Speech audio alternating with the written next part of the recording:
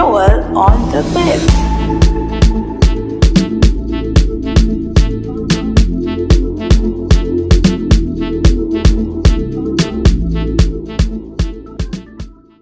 De retour sur ce plateau, mesdames et messieurs, merci d'être fidèles à notre émission. Nous enchaînons notre émission avec la question pourquoi faut-il entreprendre, monsieur Abdou? Ok, merci pour votre question. Pourquoi entreprendre? Ok, tout d'abord, ce n'est pas une obligation d'entreprendre. Ce n'est pas une obligation. Voilà, mais il est à noter qu'à la base, un entrepreneur est cette personne qui cherche à résoudre les problèmes. Mais il faut apporter une solution à un besoin particulier dans la société.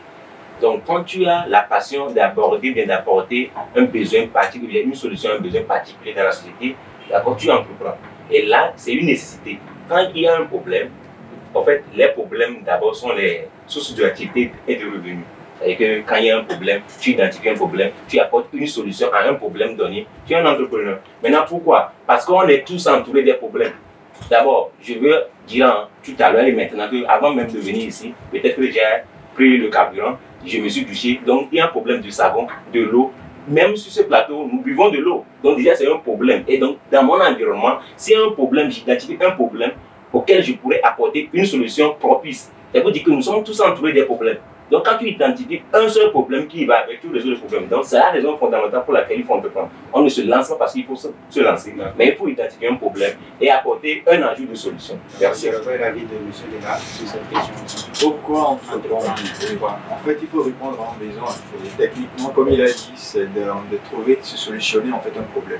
Vous voyez, la société, on est dans une société où il y a beaucoup de problèmes, on est d'accord. Comme le dirait quelqu'un. Bref, quand vous voulez entreprendre, l'idée à la base, c'est de pouvoir solutionner un problème, un besoin dans votre zone.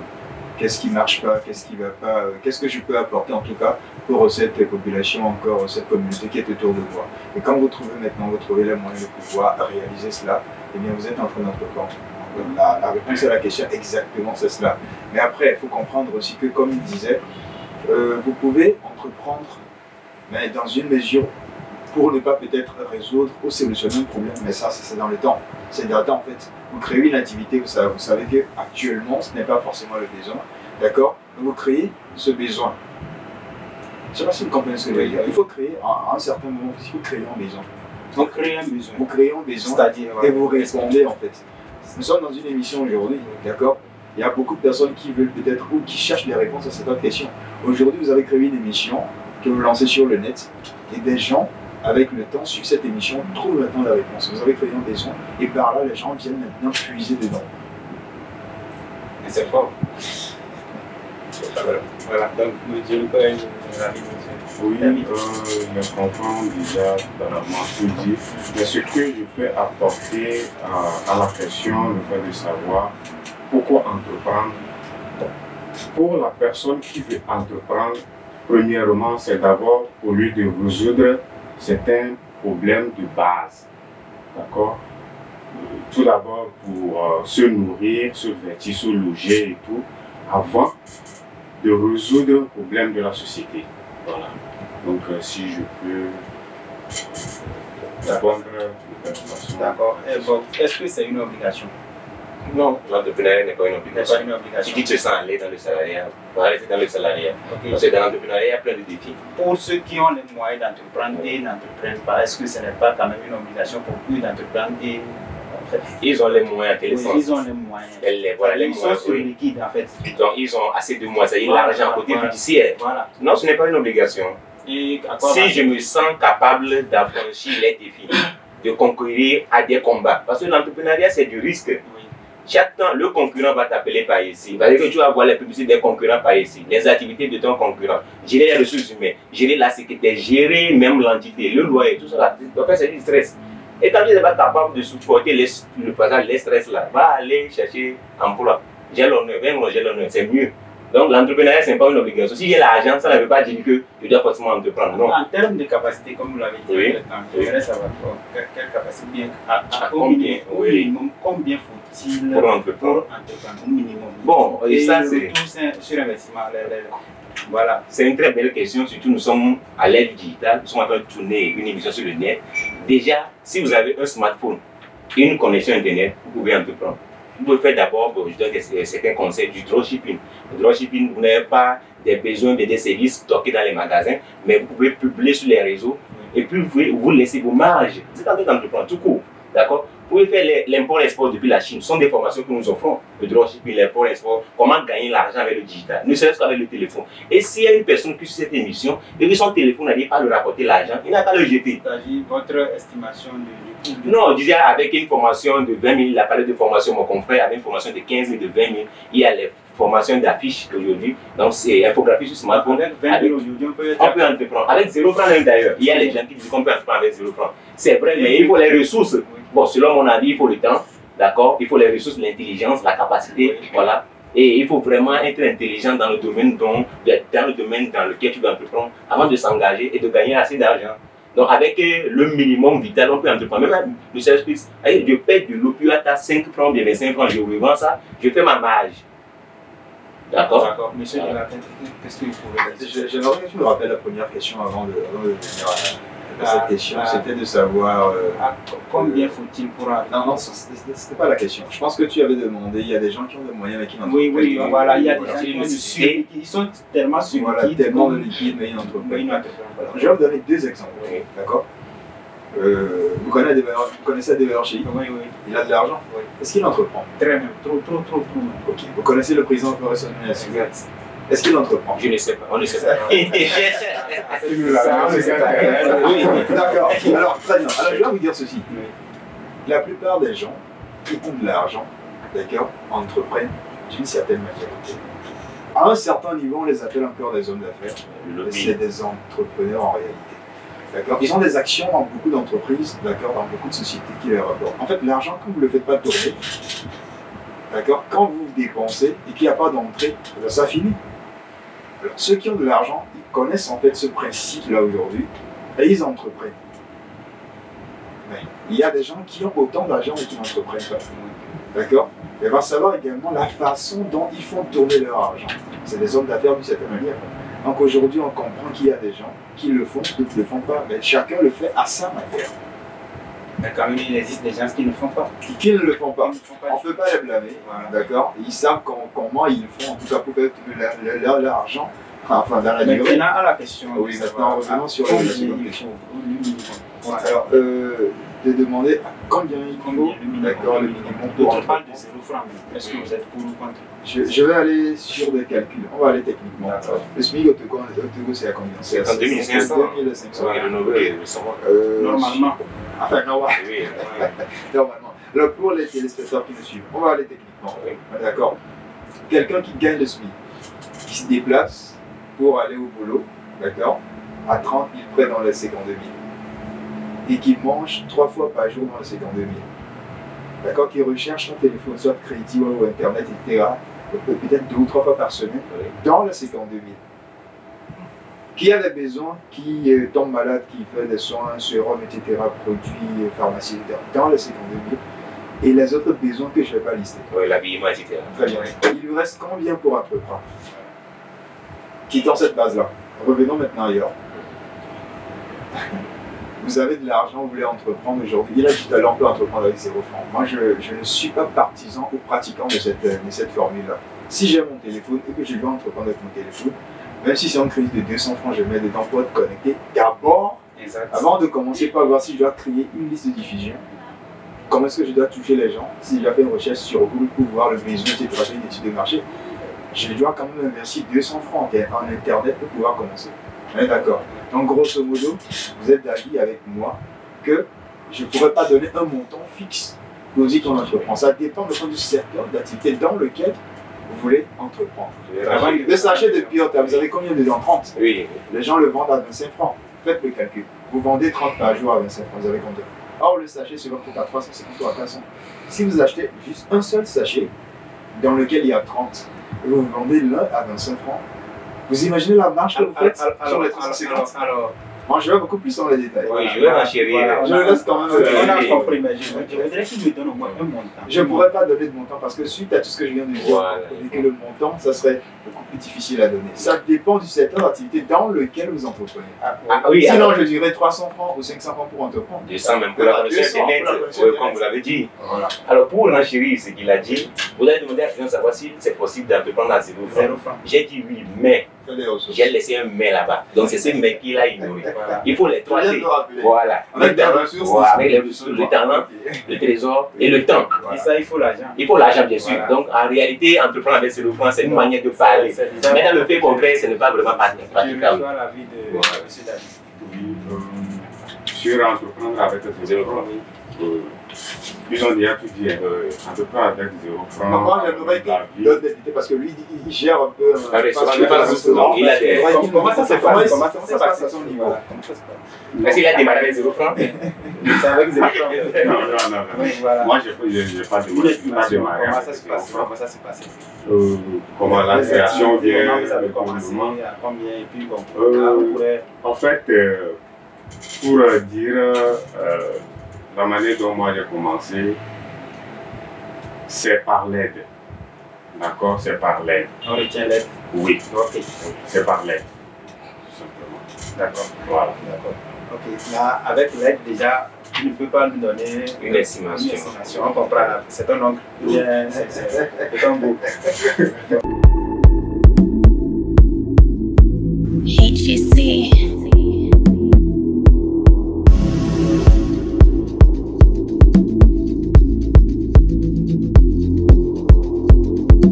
It's Joel on the bed.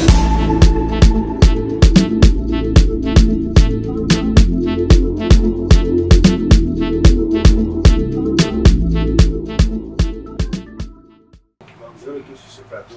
Monsieur à côté, alors, quelles sont les difficultés qui sont liées à votre parcours entrepreneurial? Oui, merci beaucoup pour la question, cher présentateur. J'aime beaucoup cette question. Parce que si les anglo-saxons, ils ont l'habitude de faire des podcasts comme nous le faisons, je vous félicite d'ailleurs, mais qu'ils parlent beaucoup de leurs échecs. Moi, j'ai beaucoup connu d'échecs. Comme on l'a dit au début, un entrepreneur, c'est une personne qui essaie à résoudre les problèmes, les problèmes, moyennant de l'argent ou non.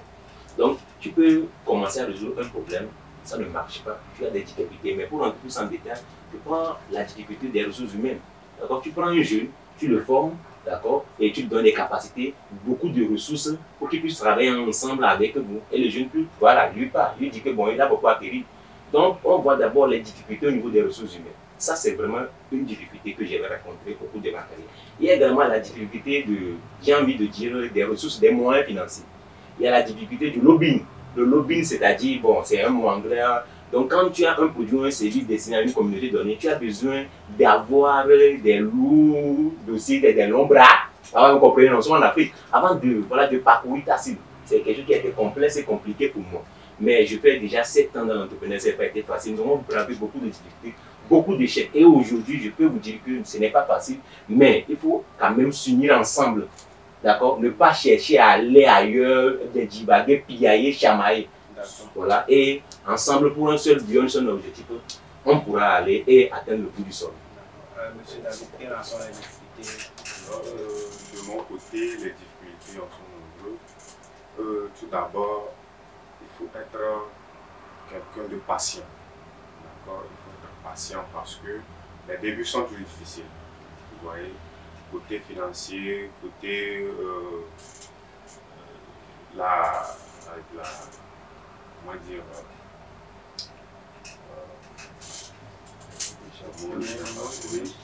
oui. Il faut avoir aussi, il faut être rigoureux. D'accord, il faut être rigoureux parce que si vous n'êtes pas rigoureux, vous allez tout de suite abandonner. D'accord, vous allez tout de suite abandonner. Et puis, quand vous entreprenez, c'est comme si la vie que vous avez avant, vous allez tout de suite laisser cette vie. Donc la vie que vous allez maintenant vivre sera différente de votre vie d'avant. D'accord? Vous n'êtes plus à mesure, par exemple, de faire tout ce que vous voulez. Hein. Oui, aller se balader, bon, aller à des concerts, oui, aller se promener ou bien un dimanche, aller à la plage et tout. Non, un entrepreneur, vous allez oublier tout ça là. Ça vient tout seul, hein. Ça vient tout seul. Vous allez tout oublier, toutes ces libertés que je peux dire qu'on a souvent naturellement, vous allez tout oublier. Voilà. Et c'est ça. D'accord. Monsieur Léna, vous avez quelque chose à ajouter? On est en train de parler des difficultés. Si moi je parle des difficultés, on ne va pas quitter ce plateau. Je vais juste donner un exemple. Vous connaissez le Covid, non? entre 2020 et 2023 et 2022. Vous savez combien d'entrepreneurs ont chuté juste avec le Covid ou la Covid, je ne sais pas. La Covid, ils ont beaucoup de termes à ça. C'est déterminant. Voilà. Donc, c'est pour dire qu'en réalité, les difficultés qui tournent autour de l'entrepreneuriat, c'est nombreux. Moi, par exemple, je vais vous donner un seul exemple. Vous savez, vous connaissez le Kalimbe Magazine. J'ai été le porteur ou je suis le promoteur du premier magazine digital au Togo, le Kalimbe Magazine, avant les autres magazines digitaux que vous pouvez rencontrer aujourd'hui dans la sphère d'acteur des magazines à Lomé ou encore au Togo. Je n'ai fait que 4 ans, voire 5 ans d'activité. J'ai commencé depuis les années 2016-2017 et après j'ai quitté. On n'était que 3. J'étais le directeur de publication, on n'était que 3. On travaillait qu'avec le téléphone et le PC. Mais après, ça s'est disloqué. Je ne vais pas rentrer tout de suite dans les détails, mais vous comprenez que l'argent reste encore un problème ou l'investissement reste encore un problème. Ça, c'est de base, même ailleurs, dans d'autres pays, l'argent est toujours le problème quand on entreprend. Et après, c'est les ressources humaines. La façon dont vous êtes un leader, vous avez le leadership, comment est-ce que vous pilotez votre entreprise avec les autres? Il a parlé tout à l'heure de lobby. Vous êtes dans un secteur d'activité donné, vous savez qu'il y a un lobby. Il faut quand même pouvoir avoir un bon carnet d'adresses avant de pouvoir s'orienter d'une certaine manière. Et ça, si vous ne l'avez pas, vous tournez en rond et vous perdez après. Il y a quand même beaucoup de choses à citer, mais comme il a dit, la rigueur et la ténacité, la discipline également, ça vous permet en fait de grandir les échelons. Et voilà, il faut 7 ans dans le domaine et comprendre, c'est ce que c'est. Alors, merci, je vous remercie beaucoup d'avoir participé à ce débat. Je ne vais pas vous laisser comme ça, mais un mot de fin à la jeunesse, et ça c'est face à la caméra. Ceux qui veulent entreprendre, ou bien ceux qui ont déjà entrepris, quel conseil on commence par le chef. Ok, alors, entreprendre n'est pas facile, mais il est important que le chemin n'a même pas encore démarré en Afrique.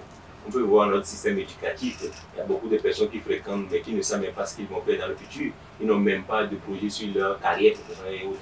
Donc, moi, je les conseille vivement d'entreprendre, de chercher à résoudre un problème, moyennant de l'argent surtout, un problème, c'est-à-dire un bien, un besoin, un service lucratif. Mais je tiens surtout à féliciter cette jeunesse togolaise qui se bat au jour le jour. D'accord, ce n'est pas facile, mais il est à constater que les jeunes togolais entreprennent énormément.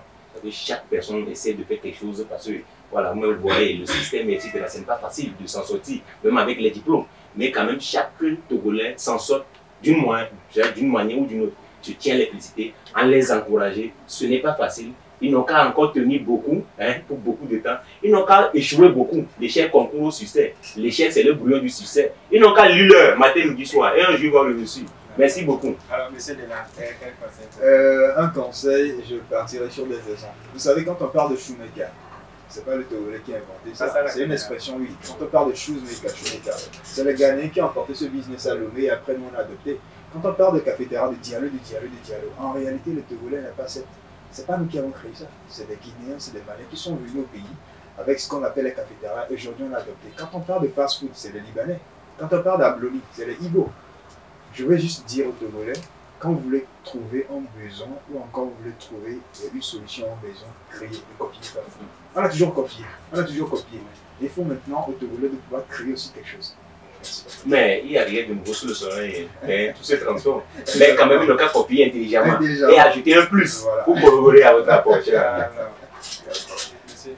Oui, si je peux dire un mot à l'endroit de la jeunesse togolaise, c'est d'avoir le courage de commencer tout d'abord. Mais il faut avoir l'idée qu'il y aura beaucoup d'échecs. D'accord? Mais il ne faut pas qu'ils abandonnent au premier ou au deuxième échec et puis ils vont dire qu'ils abandonnent, que ça ne va rien donner. Non. C'est après tous ces échecs que la réussite viendra. Donc, courage à eux et merci. Merci beaucoup d'avoir participé à notre émission. Alors, chers téléspectateurs, comme le dit un dicton, si ton salaire est l'unique source de revenus, sache que tu es à un pas de la pauvreté. Ainsi donc se termine notre émission. Mille merci à ceux qui l'ont suivi. On se retrouve pour la prochaine épisode. Au revoir.